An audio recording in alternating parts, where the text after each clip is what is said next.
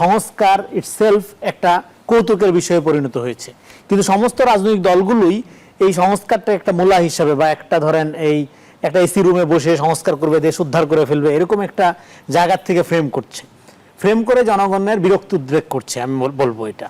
তো সেখানে বিএনপি খুবই ব্যতিক্রম। বিএনপি ব্যতিক্রম এই অর্থে যে বিএনপি সবাই ধরনের সংস্কারের নামে কি করছে আমরা জানি, সংস্কারপন্থী দল, সংস্কারমুখী দল এবং সংস্কারমুখী সরকার, তাদের বয়ানগুলো আমরা দেখতেছি। দেখার মধ্যে 16 মাসে দেখলাম যে আমরা সংস্কারের ফলাফল জনগণ পাইল না। এনসিপি বলতে পারবে তারা যে জোটে যোগ দিয়েছে সেই জোটের প্রধান দল নারীর সমান অধিকারে বিশ্বাস করে না, এবং তারা সেটা বলেছে যে এটা পূর্ব নির্ধারিত, এটা ঐশী নির্ধারিত বিষয়, এটার বিরুদ্ধে যাওয়া যাবে না। তাহলে কি করে তারা জুলাই সনদ বাস্তবায়নের কথা বলেন, যেখানে নারীর সমান অধিকার? জুলাই সনদে পরিষ্কার বলা আছে, নারী শুধু নয়, লিঙ্গ ভেদে, জাতি, ধর্ম, বর্ণ, সকল কিছু ভেদে বাংলাদেশের নাগরিক যারা, তাদেরকে সমান আচরণ করতে হবে। পাহাড় এবং সমতলে সমান আচরণ, নারী পুরুষের সমান আচরণ, অন্য কোনো লিঙ্গ থাকলে সেই লিঙ্গের প্রতি সমান আচরণ, সকল ধর্মের প্রতি সমান আচরণ, সব বলা হয়েছে না? তাহলে নারীর প্রতি এই যে বৈষম্য, সেই বৈষম্যকে যারা টিকিয়ে রাখার জন্য সংগ্রাম করছেন তাদের সঙ্গে তারা যুক্ত হয়েছেন, আর তারা বলছেন তারা জুলাই সনদের পক্ষে আছেন।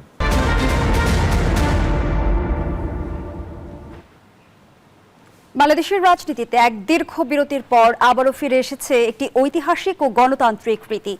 রাষ্ট্রীয় গণমাধ্যমে রাজনৈতিক দলগুলোর শীর্ষ নেতাদের জাতির উদ্দেশ্যে ভাষণ।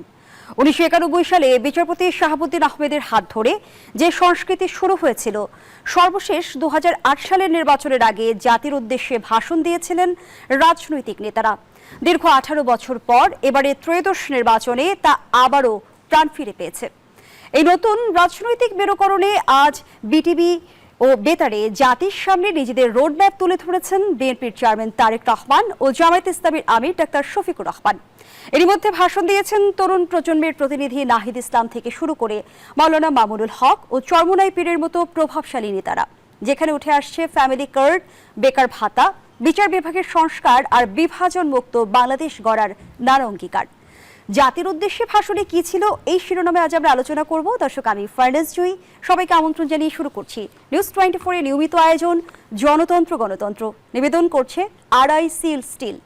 আজকের আলোচনায় পর্যায়ক্রমে আমার সঙ্গে যুক্ত হবেন দুজন সম্মানিত অতিথি। চলুন এই পর্যায়ে পরিচিত হই।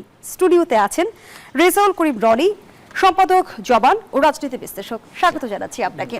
দর্শক, জানিয়ে রাখতে চাই আর কিছুক্ষণের মধ্যে আমাদের সঙ্গে যুক্ত হবেন ডাক্তার আব্দুল নূর তুষার, গণমাধ্যম ব্যক্তিত্ব ও রাজনীতি বিশ্লেষক। রেজাউল করিম রনি, আপনাকে দিয়ে আলোচনাটা শুরু করি।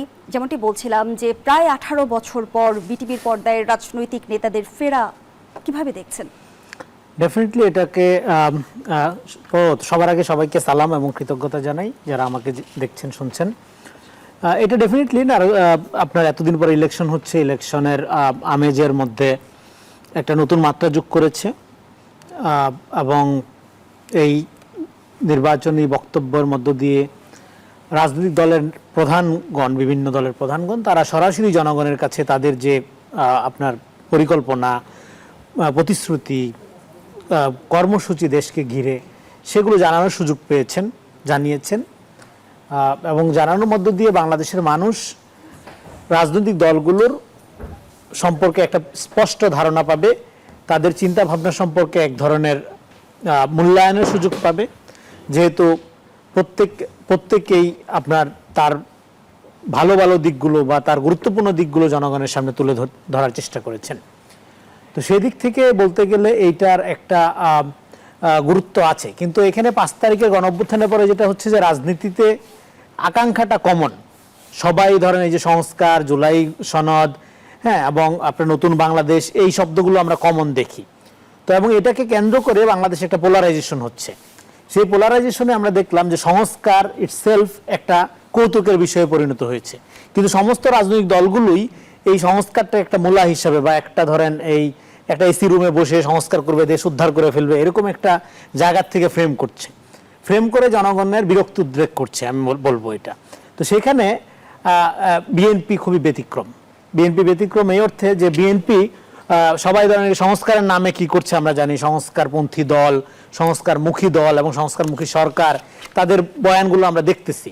দেখার মধ্যে 16 মাসে দেখলাম যে আমরা সংস্কারের ফলাফল জনগণ পাইল না।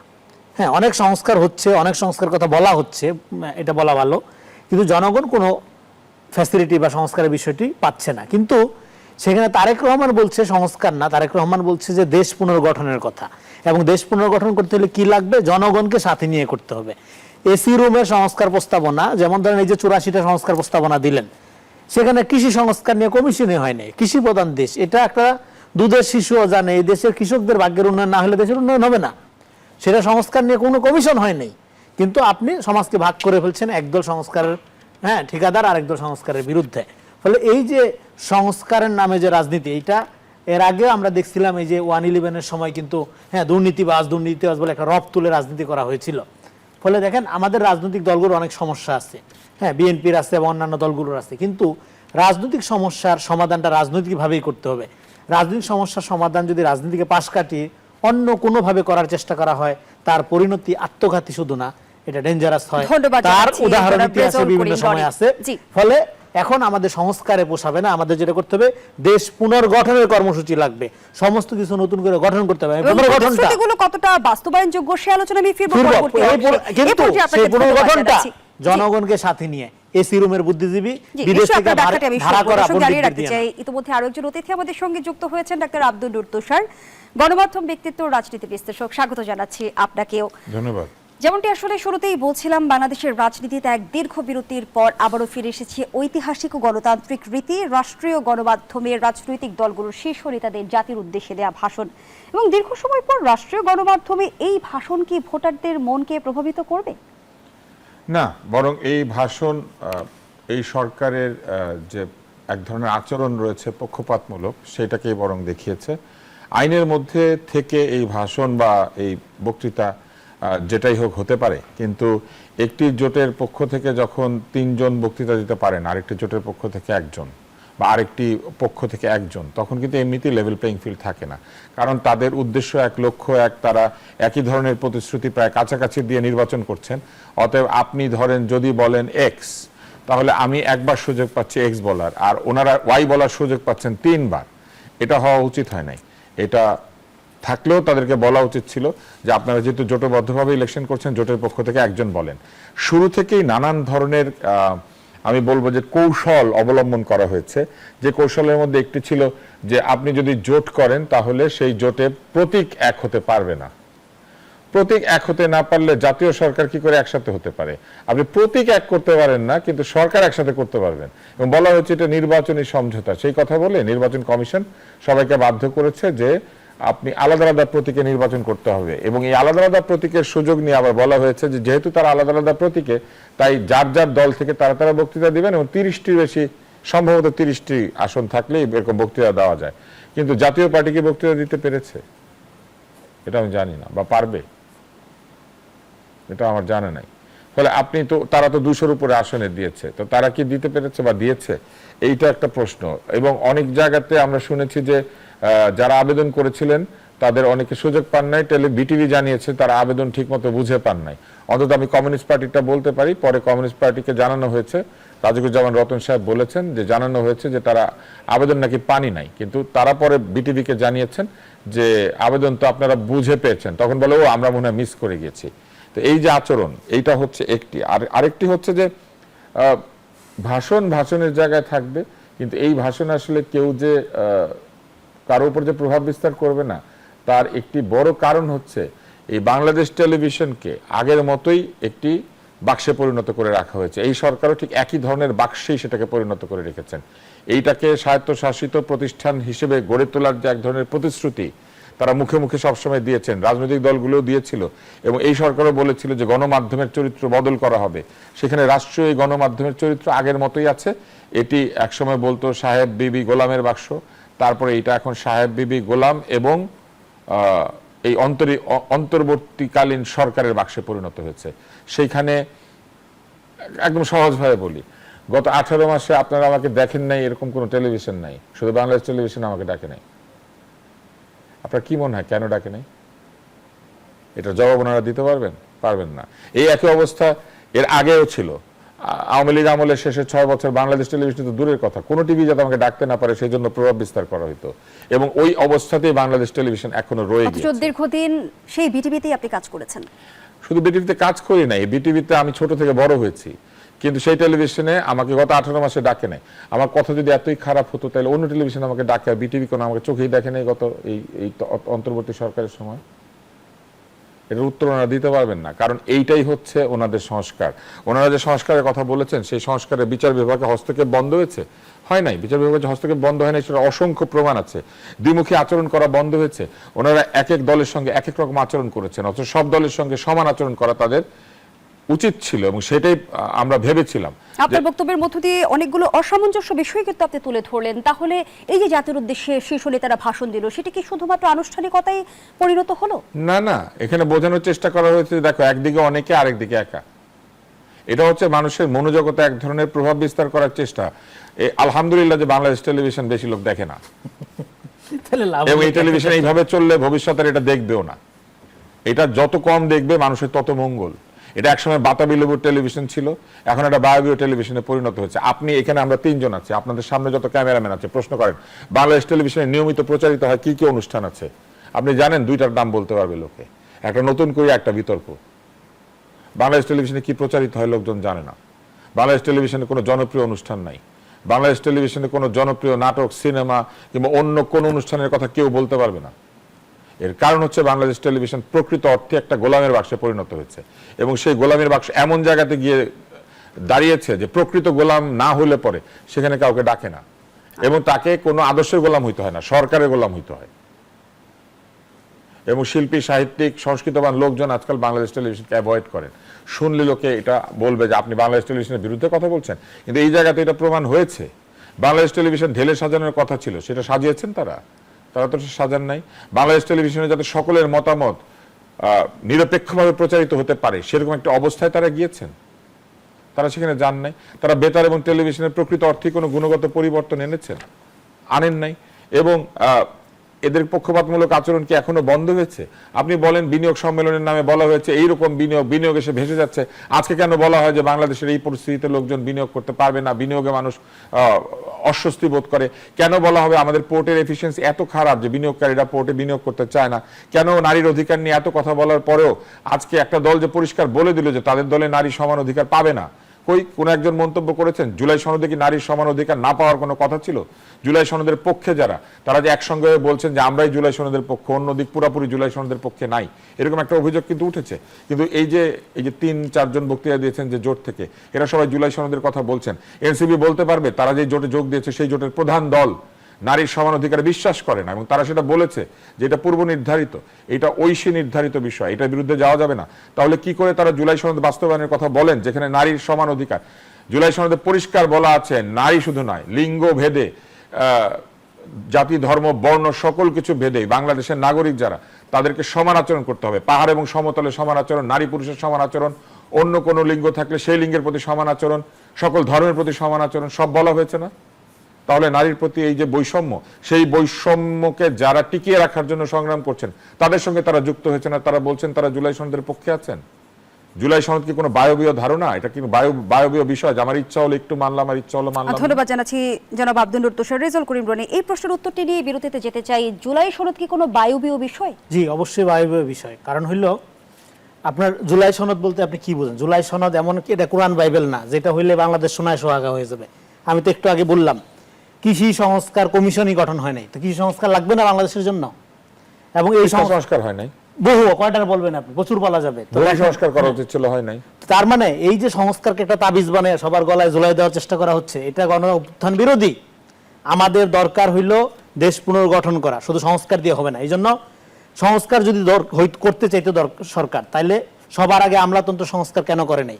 এই গুপ্তভাবে যারা থেকে গেছিল এবং স্বৈরাচার দুদের মধ্যে একটা আতাত হয়ে গেল, আজকে কৃত্রিম হাইপ তৈরি, ইলেকশন রিগিং এর দিকে তারা যাওয়ার যে চেষ্টা করছে, সেইটার সুবিধার কারণেই তারা এগুলি করেনি। এবং আজকে দেখেন এই জুলাই সনদটা নিয়ে এই যে হা না ভোট, সমস্ত দল যেখানে স্বাক্ষর করেছে এবং যে দলগুলো স্বাক্ষর করেছে তাদের মধ্যে কেউ না কেউ নির্বাচিত হবে, আকাশ থেকে কোনো দলের মধ্যে পড়বে না ইসা। হ্যাঁ, তাইলে এর মধ্যে হা না ভোটের এই নাটকের দরকার কি? আপনার তো প্রতিশ্রুতি করছেই এটা বাস্তবায়ন করবে, এবং যে যার মতো নোট অফ ডিসেন্ট সহ বাস্তবায়ন করবে, সব দলই নোট অফ ডিসেন্ট দিয়েছে। কিন্তু ন্যারেটিভ প্রচার করা হয়েছে কি একটা দল জুলাই বিরোধী, অভ্যুত্থান বিরোধী, আর সব এখন পর্যন্ত স্বাক্ষরও করে নাকি, সেটা সমস্যা না, তারপরেও তারাই সব। এই জন্য এখানে যেটা এখানে আলোচনায় আসলো, ইজ ভেরি ট্রু। একদিকে সরকার, জোট, বিদেশি নানা শক্তি, আরেকদিকে বাংলাদেশের জনগণ। সরকার কি কোনো পক্ষের প্রতি ঝুঁকে গেছে কিনা? অবশ্যই ঝুঁকে গেছে। রেজাউল করিম রনি, যেমনটি জনাব আব্দুল্লুর তুষার বলছিলেন যে জাতির উদ্দেশ্যে দেওয়া ভাষণের সুযোগ দেওয়ার ক্ষেত্রে সরকার সব দলের প্রতি সমানভাবে আচরণ করতে পারেনি বা নিরপেক্ষতার প্রমাণ রাখতে পারেনি। আমি প্রশ্ন রেখেছিলাম, সরকার কি বিশেষ কোনো পক্ষের প্রতি ঝুঁকে গেছে? না, আপনি জুলাই সনদকে কেন্দ্র করে দেখেন, জাতির উদ্দেশ্যে ভাষণ দেওয়াটা অত গুরুত্বপূর্ণ না, কারণ বিটিভির যে দর্শক এবং বিটিভির যে চরিত্র সেটা আমরা সবাই জানি, সেটা এখানে আলোচিত হয়েছে, সেইটা ইম্পর্টেন্ট। এখানে ডেফিনেটলি আমি আগেও বললাম, সরকার, জোট, বিদেশি শক্তি, শরিক এবং ন্যারেটিভ পলিটিক্স, এই যে জুলাইকে কেন্দ্র করে যে ন্যারেটিভ, হ্যাঁ, এবং এই যে সংস্কার প্রস্তাবনায় নোট অফ ডিসেন্ট দিয়েছে বেশিরভাগ দলই, কিন্তু ন্যারেটিভ তৈরি করা হয়েছে কি, বিএনপি নোট অফ ডিসেন্ট দিয়েছে, বিএনপি সংস্কার বিরোধী। তোমরা সংস্কার রাজনীতি করো। বিএনপির রাজনীতিটা যেটা তারেক রহমান বলছে সেটা হলো সে বলছে আমরা জনগণকে সাথে নিয়ে দেশ পুনর্গঠন করব, এবং পুনর্গঠন করার জন্য উনি যে ইস্তেহারটা দিচ্ছে, ধরেন এই ইস্তেহার এবং জুলাই সনদ, এটার মধ্যে একটা দেখুন সুন্দর সমন্বয় আছে। এবার বাকি যে দলগুলো যারা এত এত জুলাই কথা বলতেছে, তাদের ইস্তেহার এবং জুলাই সনদ দুইটা আপনি পাশাপাশি রাখেন, এই দেখেন দুইটা নিয়ে আমি ঘুরি, হ্যাঁ, দুইটা আপনি পাশাপাশি রাখেন, দেখবেন যে ফুল অফ কন্ট্রাডিকশন, প্রচুর জায়গায় আপনি কন্ট্রাডিকশন পাবেন। কিন্তু আপনি বিএনপির জুলাই সনদে সে নোট অফ ডিসেন্ট সহ যে সমস্ত জায়গায় যেভাবে বর্ণনা করছে এবং তার 31 দফা এবং তার ম্যানিফেস্টো, এই ইস্তেহার মিলে সে যেভাবে প্লেস করছে, আপনি দেখবেন এটার মধ্যে একটা সঙ্গতি আছে, এটার মধ্যে কন্ট্রাডিকশন নাই। এই উদাহরণটা আমি কেন দিলাম? এই উদাহরণটা দিলাম আমি এই কারণে যে এখানে শুরুর থেকে ন্যারেটিভ পলিটিক্স তৈরি করে, হ্যাঁ, বিএনপির অনেক সমস্যা আছে, সেটা সাংগঠনিক সমস্যা, সেটা তার স্ট্রাকচারাল সমস্যা, কিন্তু সেইটাকে তার রাজনৈতিক সমস্যা, তার রাজনৈতিক মতাদর্শের সমস্যা হিসেবে ব্র্যান্ডিং করার যে রাজনীতিরা চলতেছে শুরুর থেকে, তার বহিঃপ্রকাশ প্রত্যেকটা কাজে, শুধু এখানে না, প্রত্যেকটা স্তরে আপনি লক্ষ্য করবেন। একটা উদাহরণ দেই, যেমন ধরেন চাঁদাবাজ, বিএনপি চাঁদাবাজ আর বাকি সব সাধু, এ তো ন্যারেটিভ। রিয়েলিটি কি এটা নিয়ে আমি যখন ওনার সাথে কথা হলো, আমি ওনাকে প্রশ্ন করছিলাম, পরে আমি এটা লিখছি যুগান্তরে, আমি একদম সংক্ষেপে প্যারাফ্রেজ করি। আমি যখন জানতে চাইলাম যে এটা যে বিএনপিকে বলা হয় এই বিষয়ে আপনার অভিমত কি, সাংবাদিক হিসেবে আমি যখন জানতে চাইলাম, তিনি আমাকে বলল, দেখেন, আমরা বেকারত্ব দূর করব, তরুণদের জন্য কর্মসংস্থান তৈরি করা আমাদের মূল মনোযোগের জায়গা।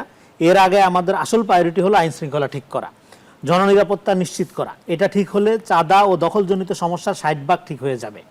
আর এটা তো কোনো দলীয় সমস্যা না, এটা আমাদের সামাজিক ব্যাধির মতো বলতে পারেন। অভিযোগের রাজনীতি করে এটা সমাধান করা যাবে না। আপনাকে কি করতে হবে তাহলে? করতে হবে যেটা, চাঁদার ক্ষেত্রগুলো নিয়মের মধ্যে, রেগুলেশনের মধ্যে আনতে হবে। বিদেশেও তো ফুটপাতে দোকান থাকে, সেগুলো কিভাবে চলে? আমাদের দেশে ময়লার বিল, জুট, ফুটপাত, হ্যাঁ, দোকান, খাস জমিতে বাজার, এগুলো কোনো নিয়মের মধ্যে না এনে যারা চাঁদাবাজ বলে প্রচার করে, তারা আসলে নিজেরা এগুলো নিয়ন্ত্রণ নিতে চায়, নিয়ন্ত্রণ করতে চায়। শেষ করছি, চাঁদাবাজির সমস্যা দূর করা তাদের আসলে উদ্দেশ্য না। ফলে এই সমস্যাটাকে নিয়ে নোংরা রাজনীতি আমরা করতে চাই না। কোনো চাঁদাবাজ শহীদ জিয়া এবং বেগম খালেদা জিয়ার বিএনপিকে প্রতিনিধিত্ব করে না, এটা জনগণ জানেন। আমরা দেশ গঠনের যে কর্মসূচি নিয়েছি সেটা বাস্তবায়নের প্রক্রিয়াতে চাঁদাবাজি, দখলবাজি সমস্যার সুন্দর সমাধান হয়ে যাবে। শেষ করি, হয়ে যাবে আশা করি। যারা এসব নিয়ে মিথ্যা বয়ানের রাজনীতি করেন, যারা এসব নিয়ে মিথ্যা বয়ানের রাজনীতি করেন, তাদের বিষয়টা জনগণই ঠিক করবে। That was his position. তার মানে কি, একদিকে ন্যারেটিভ পলিটিক্স, এজন্য এখানে আপনি দেখবেন এই নির্বাচনটা, এক সেকেন্ড শেষ করি, এই নির্বাচনটা হতে যাচ্ছে একদিকে হলো প্রোপাগান্ডা বনাম পরিকল্পনার নির্বাচন, প্রোপাগান্ডা বনাম পরিকল্পনার নির্বাচন, প্রোপাগান্ডা বনাম পরিকল্পনার ভোট। ডাক্তার আব্দুল্লুর তুষার, এবারও আমরা দেখছি ভোটের আগে রাজনৈতিক দলগুলো পাল্টাপাল্টি অভিযোগ করছে ইলেকশন ইঞ্জিনিয়ারিং এর ক্ষেত্রে। আসলেই কি এমন কোনো সম্ভাবনা রয়েছে কিনা, নাকি ভোটের ফল বিপক্ষে গেলে প্রত্যাখ্যান করার ক্ষেত্র তৈরির চেষ্টা চলছে? ভোটের ফল বিপক্ষে গেলে ক্ষেত্র তৈরি না হলেও লোকজন প্রত্যাখ্যান করে, এটা একটা পুরনো অভ্যাস। সেই পুরনো অভ্যাস যদি আমরা এবার দেখি তাহলে বুঝবো কোনো কিছুই বদলায় নাই। সংস্কার প্রথম তো শুরু হওয়ার কথা নিজের মনে, তো সেই সংস্কার যদি শুরু না হয়ে থাকে তাহলে ভোটে হেরে গেলেই ভোট ভালো হয় নাই, এই বলাটা বন্ধ করতে হবে। যৌক্তিকভাবে প্রতিবাদ জানালে কিন্তু ক্ষেত্র তৈরির প্রয়োজন হয় না, কারণ ভোট নিরপেক্ষ না হলে ক্ষেত্র তো এমনিতেই প্রস্তুত হয়। কিন্তু যদি আমরা দেখি যে ভোট ঠিক মতোই হয়েছে কিন্তু কেউ কেউ শুধু হেরে যাওয়ার কারণে এই ধরনের কথা বলছেন, তাহলে ধরে নিতে হবে যে তারা আসলে আগে থেকেই হেরে গেলে এই কথা বলবেন বলে প্রস্তুত হয়েছেন। তবে এক ধরনের ক্ষেত্র প্রস্তুতের চেষ্টা আছে, সেটা লক্ষ্য করা যায়, এবং সেই ক্ষেত্র প্রস্তুতের চেষ্টার অংশ হিসেবে আপনি দেখবেন যে প্রায় সকলের বিরুদ্ধেই কিছু কিছু দল অভিযোগ জানিয়ে রেখেছে। নির্বাচন কমিশন, সরকার, লেভেল প্লেইং ফিল্ড হয় নাই, সরকার ঝুঁকে গিয়েছেন, এরকম কথা কোন দিকে, নিরপেক্ষতা নিয়ে প্রশ্ন উঠছে, কোন দিকে বেশি, প্রশাসনের নিরপেক্ষতা, লটারি করতে হবে, এখনো গুপ্ত লুকিয়ে আছে বা এখনো আওয়ামী লীগাররা বসে আছে, এরকম অভিযোগ কোন দিক থেকে বেশি হচ্ছে সেটা দেখলে আপনারা বুঝবেন যে কারা আসলে ক্ষেত্র প্রস্তুত করার চেষ্টা করছে, যে ভোট যদি না জেতে তাহলে কি কি বলতে হবে বা কিভাবে ভোটকে প্রত্যাখ্যান করতে হবে। আমার তো ধারণা যে ভোটের দিনও দুপুর 12টার মধ্যে অনেকে বলে বসতে পারেন যে আমি এই ভোট মানি না, কারণ 12টা 1টার মধ্যে বোঝা যায় আসলে যে কি ঘটতে যাচ্ছে বা কি হবে। ফলে আমাদের একেবারে শেষ মুহূর্ত পর্যন্ত অপেক্ষা করতে হবে কেউ কেউ ভোটের মাঝখান থেকে সরে যান কিনা। আপনি বলেন এই ভোটে এমন দলও অংশ নিচ্ছে যারা বলেছিল নির্বাচন হতে দেওয়া হবে না, গণভোট আগে তারপরে নির্বাচন, তা না হলে নির্বাচন হতে দেব না। তো নির্বাচন হতে দেব না এই শব্দকে আপনি কখনো, আমার হয়তো কথার মধ্যে মনে হবে এরকম যে আমি কোনো পক্ষ নিচ্ছি, নির্বাচন হতে দেব না এই কথা কি কখনো বিএনপি বলেছে? কিন্তু এর বাইরে একাধিক দল বিভিন্ন সময় বলেছে আমাদের কথা অনুযায়ী না হলে নির্বাচন হতে দেব না। নির্বাচন হতে না দেওয়ার এখতিয়ার কি কোনো দলের রয়েছে? তা নাই, কিন্তু তারা কেন বলেছিলেন এই কথা? তার মানে তারা এই কথা বিশ্বাস করেন না, শুধু তারা মনে করেন যে তাদের মন মতো না হলে নির্বাচন হতে না দেওয়া যায়। তো যারা মনে করেন যে তাদের কথা মতো না হলে নির্বাচন হতে না দেওয়া যায়, তারা নির্বাচনের ফলাফল মন মতো না হলে তো ইজিলি বলতে পারবেন এই নির্বাচন মানি না। মানি না বলা সহজ, এবং আপনি দেখবেন যে তারা বিভিন্ন জায়গাতে মানি না এই কথা বলে বিভিন্ন সময় আন্দোলন কিন্তু করেছেন। বিশ্লেষকরা তো বলছেন যে এবারে নির্বাচনে সাইলেন্ট রেভলিউশনও ঘটে যেতে পারে, সেটির আসলে নেপথ্যে কি কারণ থাকতে পারে? ডাক্তার আব্দুল নূর তুষার, বিগত 3টে নির্বাচনে মানুষের মধ্যে যে ভোট দিতে যে শঙ্কা আমরা দেখেছি বা যে অতীত দিয়ে মানুষের পথ চলতে হয়েছে, সেই বিষয়টি আমরা কতটা কাটিয়ে উঠতে সক্ষম হলাম? আগের নির্বাচন যেগুলি হয়েছে সেইগুলির নিরপেক্ষতা নিয়ে মানুষের মনে সন্দেহ ছিল, মানুষ ভোট দিতে যায় নাই, কারণ তারা ধারণা করেছে যে ভোট দিয়ে কি লাভ হবে, এটা তো আগেই ফলাফল নির্ধারিত হয়ে আছে। কিন্তু ভয় ছিল না যে ভোট দিতে গেলে কেউ ভোট দিতে দিবে না, উল্টা ভোট দিতে গেলে সবাই খুশি হচ্ছিল, কারণ তারা তো জালিয়াতি করেই রেখেছে, কিছু ভোটার দেখাতে পারলে খুশি হয়। আপনি গুলশানের মতো এলাকাতে অতি অল্প সংখ্যক ভোটার ভোট দিয়েছিল একটা ইলেকশনে, যেটা খুবই অস্বাভাবিক, কিন্তু এটা ঘটেছে আগে। কিন্তু এইবার যেটা হয়েছে, এইবার ভোটের আগেই লোকজন ভয় পাচ্ছে যে ভোট হবে কিনা, ভোট হলে কি হবে, ভোটের পরে অবস্থা কি হবে। এর কারণ কিন্তু একটা আইনশৃঙ্খলা পরিস্থিতি উন্নত করতে অন্তর্বর্তী সরকারের ব্যর্থতা।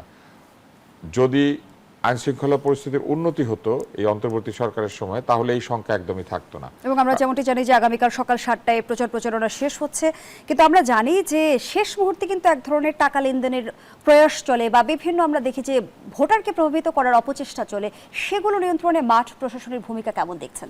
মাঠ প্রশাসন কিভাবে চেষ্টা করছে আমি ওইভাবে জানি না, তবে টাকা লেনদেনের ব্যাপারে একটি সমস্যা হতে পারত, যেটা মনে করা হয়েছিল নগদ, বিকাশ, রকেট এইসব জিনিস যে লেনদেন হয় MFS এ, এইটাকে সীমিত করা হয়েছে। এটা একটা ভালো দিক, এটার দাবি আমরা টকশোতেই তুলেছিলাম, এটা রাজনীতিবিদরা তুলেন নাই। এবং আমার মনে হয় যে অনেক সতর্ক থাকতে হবে যাতে করে এই টাকা লেনদেনের কোনো সুযোগ তৈরি না হয়। আজকে আমি একটা ভিডিও দেখেছি যেখানে একজন এক হাতে ভোটের প্রচারপত্র আরেক হাতে টাকা নিয়ে দিচ্ছেন এবং বলছেন যে উনি দরিদ্র, ওনার ব্যবসা খারাপ, তাই আমি কিছু টাকা দিয়েছি। তো উনি দরিদ্র, ওনার ব্যবসা খারাপ, উনি এটা হাতে ভোটের প্রচারপত্র সহ গিয়ে দিবেন কেন? উনি বলবেন যে আপনি দরিদ্র, এবং এটা ভোটের 3 দিন পরে দিলে কি হইতো? ভোটের আগে হঠাৎ উনি দরিদ্র, উনি কি এমনিতে এইভাবে দোকানে দোকানে টাকা দিয়ে বেড়ান? সেটা তো উনি বলেন না। রেজাল্ট করিম রনি, আমরা যেমনটি দেখেছি যে ভোটের আগে ভোটারদের বিভিন্নভাবে প্রভাবিত করার এক ধরনের চেষ্টা চলে, আবার একই সময় আমরা দেখি যে প্রচারণা বন্ধ হওয়ার পর ভোটের দিন পর্যন্ত যে সময়টি আছে সেটি আবার গুজব ছড়ানোরও একটা সময় হিসেবে ব্যবহার করা হয়। অপপ্রচার রোধে কি করণীয়? ভোটের অনেক আগের থেকে এই মাঠটা অস্বাভাবিকভাবে টক্সিক করে তোলা হয়েছে সোশ্যাল মিডিয়াতে, প্রচার প্রপাগান্ডা। সোশ্যাল মিডিয়াতে ধরেন একটা দল সকাল বিকাল সরকার গঠন করতেছে, আমরা দেখতে পাচ্ছি। হ্যাঁ, তো ফলে রিয়েল মাঠ ওইরকম না। দেখেন, আরেকটা হলো নির্বাচনের রেজাল্ট নিয়ে একটা শঙ্কা জনগণের মধ্যে আছে। গণভোটের রেজাল্ট যাই হোক, এটা যেহেতু বাস্তবায়ন করতে দলগুলো প্রতিশ্রুতিবদ্ধ আগেই সাইন করছে, এটা রেজাল্ট আপনারা 6 মাস পরে দেন, যেহেতু এটা নতুন যুক্ত হয়েছে, অসুবিধা নাই। কিন্তু জাতীয় নির্বাচনে যে রেজাল্ট, যেটা আগে যেভাবে দ্রুত সময়ের মধ্যে হইতো, ঠিক সেইভাবেই প্রকাশ হইতে হবে। এবং এইবারের নির্বাচনটা দেখেন, 2008 সালের নির্বাচনে যারা এখন সকাল বিকাল অনলাইনে সরকার গঠন করতেছিল, সর্বশেষ 2008 সালের নির্বাচনে তারা পপুলার ভোট সর্বমোট পাইছিল কত জানেন? 32,89,967টা। তো তারপরে 17 বছরে মামলা হামলার শিকার হয়েছে কতজন জানেন? বিএনপির 50 লাখের উপর। আচ্ছা, 17 বছরে তাহলে তাদের ভোট বাড়ছে, তো ভোট দিলাম ডবল বাড়ছে, হ্যাঁ একদম ডাবল হয়ে গেছে। সে ডাবল হইলেও তো মামলা যে লোক, যতগুলো লোক মামলার শিকার হয়েছে সেই সংখ্যায় হওয়ার কথা না। তারপর ঠিক আছে আওয়ামী লীগ নাই, আপনি নতুন সিচুয়েশন, গণ অভ্যুত্থান হয়েছে, ভোট বাড়া এক জিনিস, সিট বাড়া আরেক জিনিস। ফলে আপনারা যে সমস্ত কৃত্রিম হাইপ তুলতেছেন সেইটা আপনারা করেন, আপনারা ফেসবুকে সরকার গঠন করেন, হ্যাঁ আপনারা সমস্ত ওই জরিপে, হ্যাঁ আপনার ক্যাবিনেট গঠন করে ফেলেন। মাঠে এইবারে নির্বাচনটা হলো বাংলাদেশকে জেতানো নির্বাচন, এবং সেই নির্বাচনটার গুরুত্বপূর্ণ আপনার আপনার কর্তব্য যেটা, সেটা হলো দেশ গঠন করা। সংস্কার নিয়ে আপনারা থাকেন, এসি করে সংস্কার নিয়ে আপনারা থাকেন, দেশ গঠনের জন্য এই নির্বাচন দরকার। প্রত্যাশার মন্তব্য নিয়ে শেষ করব। আমি আশা করি যে নির্বাচন আমাদের আশানুরূপ হবে, অর্থাৎ নিরপেক্ষ এবং নিশ্চিদ্র নিরাপত্তার মধ্যে দিয়ে সকলেই ভোট দিতে পারবেন, এবং ভোট গুণে যিনি জিতেছেন তাকেই বিজয়ী করা হবে। নির্বাচন নিয়ে টালবাহানা হবে না, এটা আমরা আশা করি। এবং নির্বাচনের দিন ইন্টারনেটের গতি কমিয়ে দেওয়া যদি হয়, অথবা সিসি ক্যামেরা হঠাৎ কাজ করে না যদি বলা হয়, অথবা নির্বাচন কেন্দ্রে 1 ঘন্টা বিদ্যুৎ ছিল না, এইসব যদি বলা হয়, তাহলে আমরা ধরে নেব যে এই নির্বাচন। অসংখ্য ধন্যবাদ জানাচ্ছি। দর্শক, এখানেই শেষ করছি জনতন্ত্র গণতন্ত্রের আজকের আয়োজন। ধন্যবাদ এতক্ষণ আমাদের সাথে থাকার জন্য।